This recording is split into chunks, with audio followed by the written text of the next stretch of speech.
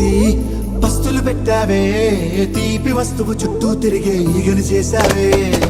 చీచీ చేసి కేలేని మొగుడు కారండాయ్, గుయ్ గుయ్ గుయ్ గుయ్ అంటూ మీదికి రాకండాయ్. వై వై వై గంపెడి పిల్లలతో ఇంటిని నింపావే, సాపాదిండు సంసారాన్ని మేడెక్కించావే.